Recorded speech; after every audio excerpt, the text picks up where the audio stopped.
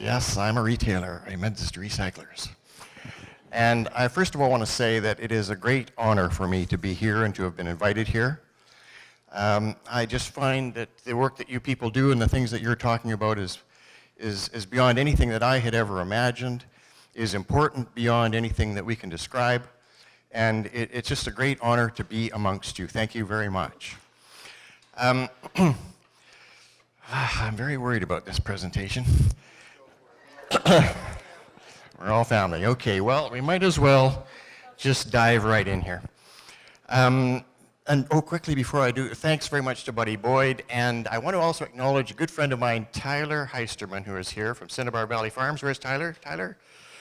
There he is at the back. He's another producer. There's two of us here. So, the BC Recycling Regulation for printed paper and packaging material says that if you're a company that qualifies under the regulation, and I am, or my company is, and so is Tyler's, you must either have an approved stewardship plan for the end-of-life treatment of the printed paper and packaging material that goes through your business, or you have to sign up to somebody's approved plan that already has that. Okay, fine. When I contacted the Ministry of Environment and said, well, okay, I want to get that stewardship program going, I had this self-defeating conversation with somebody in the ministry, which ultimately led me to the conclusion that I was not getting an approved stewardship plan. No such thing was possible. Tyler, did you call the Ministry of Environment trying to get a plan? Nope? Okay. You already knew. Did anybody call? You called? How did that go? It was awful, right? Okay. So that was what, 6 months ago, a year ago? A year ago, right. Today, a year later, there is one approved stewardship plan in the province of British Columbia, and that's in the hands of MMBC. It is a monopoly command and control structure over all of the recycling in the province. There was never any intention for there to be any other stewardship programs in this province. The BC Recycling Regulation was a sham, and still is. What it forced every business that was caught by that regulation to do is sign the contract with MMBC, which is in fact a bit questionable in law because that's coercion, and you don't sign contracts under coercion. If you do, they're not valid. But I've signed. You've signed, Tyler? Yep. Everybody signed. We all have to sign because otherwise we're breaking the law and we're subject to fines and penalties by the Ministry of Environment. How's that for democracy? Not so good, right? The board of directors of the Multi-Material BC Corporation, it's a society, it's also a corporation in the law, is comprised of a few people from Ontario who are representatives of large multinational companies, and there's only a few of them. They're not elected. They're not from BC. They set the agenda for the entire recycling infrastructure for this province. That has been ripped out of the hands of the municipal politicians in this province. They no longer have that responsibility. It's been handed to this board of directors of a corporation that is not accountable to anybody. There's no public oversight for it. There is no board or commission over it. They do not account to anybody for what they do except to their directors. That to me is an incredible infringement on democracy. We had last year municipal politicians in 168 municipalities who had the responsibility under our elected processes to manage recycling. However well or not well they did it, it was at least democratic. Today that's gone. In fact, Multi-Material BC goes around to the municipalities and says, you'll do this or we'll do it for you. Take this money or we'll give it to somebody else. They set the agenda for how the recycling in this province is going to be conducted in every municipality in this country, and they don't do so with respect to anything that we, the voters or the taxpayers, have to say about it. They may have some obligation to the BC government because the BC government approved their stewardship plan, so somewhere in the back room there may be discussion about what's the agenda and who's getting what and who's not. But we're not privy to that. How's that?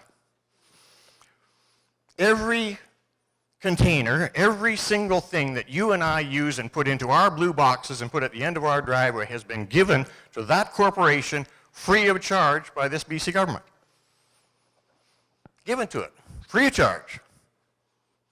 It used to go into the municipal recycle system and there was some accountability and you could ask questions about what's going on and perhaps participate in a debate about what should be going on. All of our stuff has been given to that corporation by this government. And this government will say, well, we consulted about that. We consulted with the BC Chamber of Commerce. We consulted with the BC Union of Municipalities. And we did that 2 years ago. Where were you? Well, in my world, this kind of a program is consulted on the floor of the BC legislature. You want to do something this dramatic, you want to take away responsibility of municipal politicians elected, you want to raise a tax and then pretend it's not a tax, you want to force companies to sign a contract to a monopoly organization that is not accountable to anybody. I think you need to raise that on the floor of the Legislative Assembly where we can all be consulted.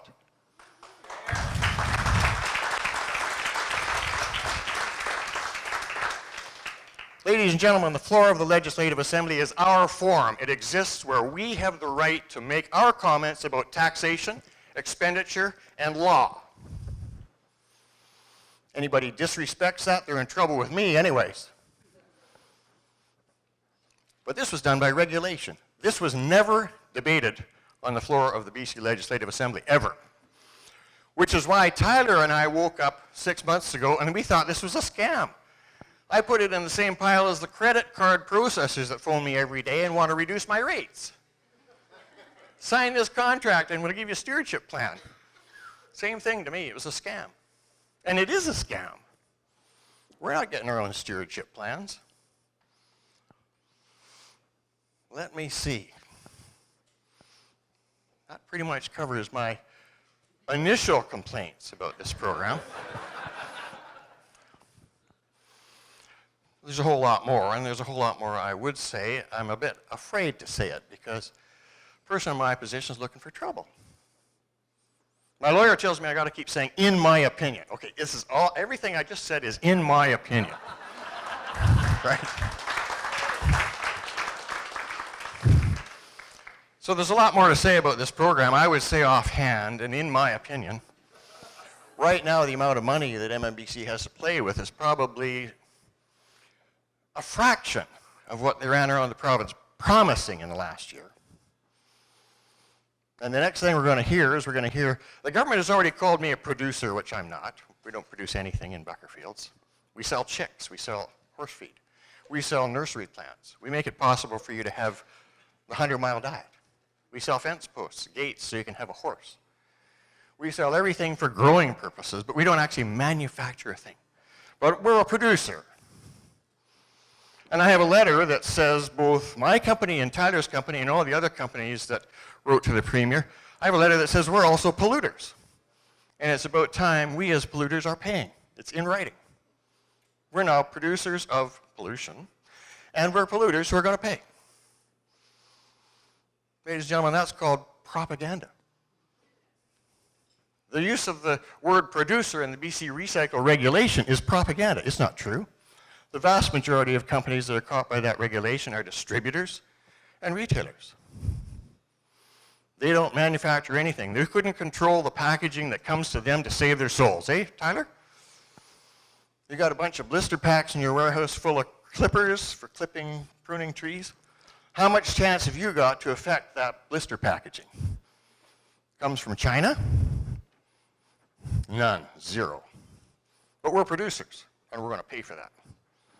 We're going to pay into a system where there's no public accountability. The measures that control the accounting for and disposition of taxation do not apply to the money we're supposed to spend at MMBC. The MMBC contract specifies open-ended amounts of fees. I'll bet you on October 20th, MMBC announces a fee increase. The definition of what we pay under that contract is so obscure, it really comes down to this. If MMBC decides to spend it, we got to fund it. That's all there is to it. And that includes, if MMBC wants to get on their webpage and spend money to advertise a position where they say they should be under the Office of the Auditor General's jurisdiction, we have to pay for that too.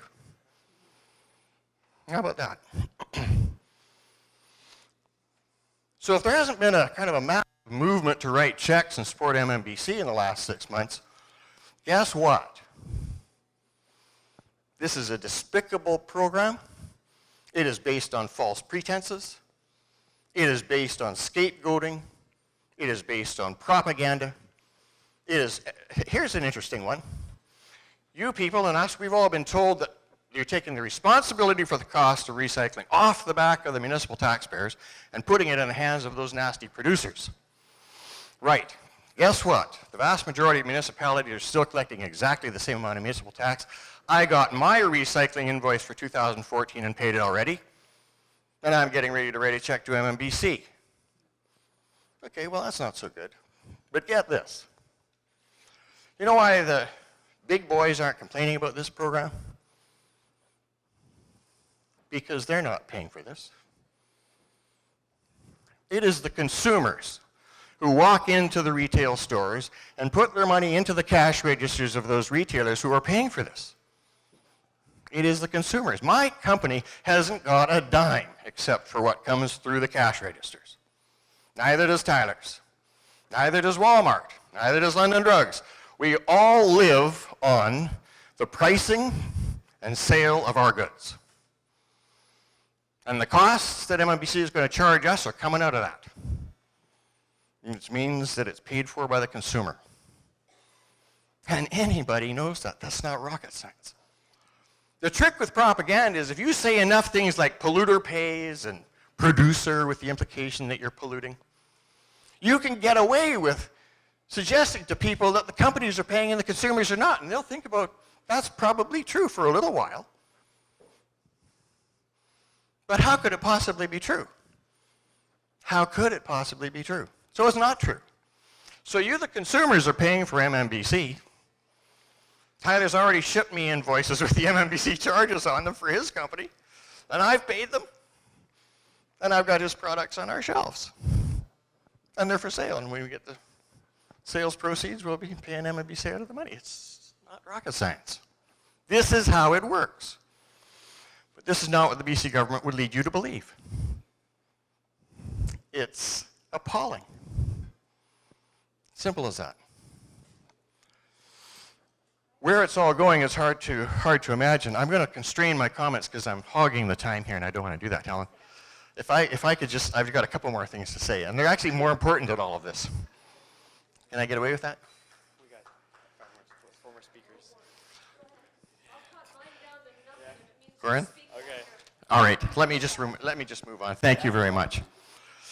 Okay, I'm going to completely change gears here and change topics. How many people are familiar with the third National Climate Assessment Report called the Climate Change Impacts in the United States? You are? Has it been discussed here? Okay, the President of the United States 3 years ago commissioned a scientific agency in the government to study climate change. And they filed their third report on the 14th of May.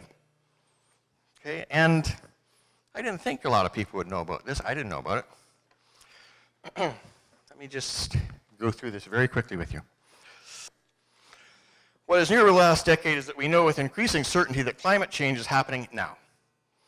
Buckerfields, we knew that all along. We've been telling our customers for 2 years that the growing season is a month to a month and a half longer than what it used to be. You don't have to plant before the 24th of May anymore. We knew that. But anyways, while scientists continue to refine projections for the future, observations unequivocally show that climate is changing and that the warming of the past 50 years is primarily due to human-induced emissions of heat-trapping gases.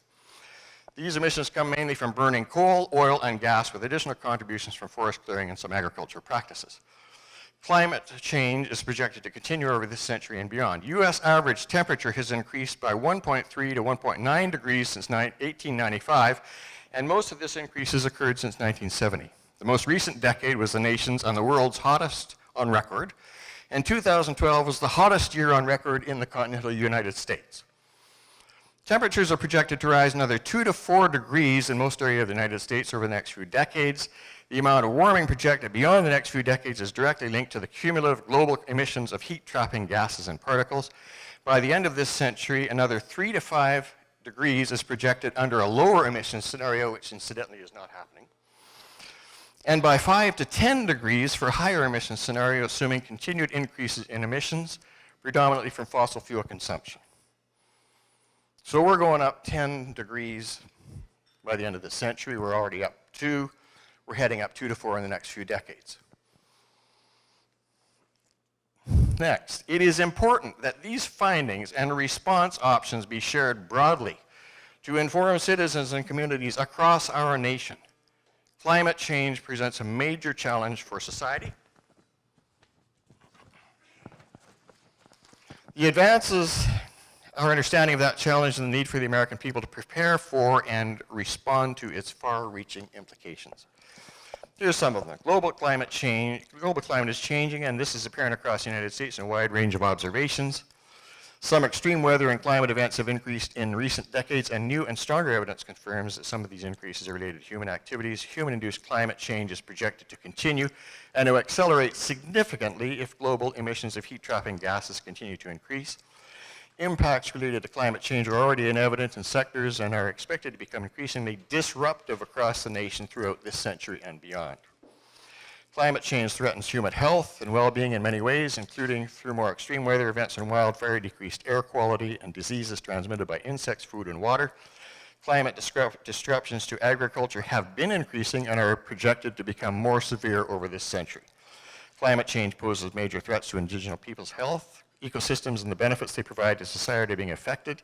The ecosystems to buffer the impacts of extreme events like fires, floods, and severe storms is being overwhelmed. Ocean waters are becoming warmer and more acidic, broadly affecting ocean circulation chemistry, ecosystems, and marine life. Planning for adaptation to address and prepare for impacts and mitigation is becoming more widespread, but current implementation efforts are insufficient to avoid increasingly negative social, environmental, and economic consequences. Now that's the mild public version. Within that, between now and the turn of the century, there are things called tipping points, and the one most significant tipping point is the warming of the oceans, and it comes down to this. We already have lost ice pack to the size of the continental United States of America at our polar ice cap. And there is a point beyond which, once the ocean is exposed and the reflectivity of that ice is gone, the ocean starts absorbing heat from the sun instead of reflecting it. And once that happens, that's called a tipping point. Once the ocean starts absorbing the heat and starts reflecting it, there is no reversing global climate change at that point. This report goes on to say that between now and the end of the century, oceans will rise 4 feet and displace 5 million people in the United States of America and every asset on that property all around the coast, et cetera, et cetera. There's multiple tipping points which scientists don't know when they will occur. Do not. So here's my last little bit. The question for this panel was, who is responsible? Okay, and I know who's responsible, and I'm such a smart guy, I know how to deal with this. Let me just quickly finish. 1.9 million years ago, Mr. and Mrs. Cave Person were sitting in a cave, cold, wet, eating horrendous food, which was raw and possibly partially rotten. And all they could think about is, are we going to keep the saber-toothed tiger out tonight? That was on Monday. By Friday, they were sitting at the front of their cave and they had a fire in front of them and they were warm and they had better food and the saber-toothed tigers were leaving them alone altogether. That was fire 1.9 million years ago. We are living in the world of fire today. Fire. Everything outside your naked body is an incorporation of fire and something else. Everything. And that fire is putting emissions into the atmosphere at a rate that the atmosphere can't take anymore. Period. And it can't take the level that we have right now. There are planned in the world today 1,200 more coal plants, 350 of them in China, 650 of them in India. The Alberta tar sands represent enough hydrocarbons or carbon dioxide to put into the air to take us to the tipping point. What we have to do is we have to do this. We have to look around at this podium, this microphone, and say, there's fire in this microphone, right? How did this microphone come together? There was fire used, we call it energy nowadays. I call it fire because I can appreciate fire. There was fire used in the manufacture of this microphone. There's fire used in the batteries. Do I really want to put the emissions associated with this microphone into the atmosphere? If not, then I don't use this microphone and I don't buy it. If you go to you go to one of the appliance stores and you look at a food processor and you go, how much fire was involved in manufacturing that food processor in China, shipping it to this store? Is the value of the emissions, the fire results that went into the atmosphere for that food processor worth it to me? And I would suggest to you no, because you're only going to use it 6 times in the first week, 2 times in the second week, and then 3 times a month thereafter. That's not worth the emissions. Forget the blender. Forget the food processor. We can make the assessments that are necessary based on our assessment of how much fire is in everything that we choose to have in our lives and walk away from the emissions that we don't think are worth it. And that is how we affect the demand curve of the economy instead of putting the responsibility onto the supply side, which is the retailers. The demand curve has to get smart. Why are these lights on? They're burning. Why do we have 6 exit signs? Do we really need them? Why are these filigreed things up here, which involved a whole lot of fire to manufacture, up there?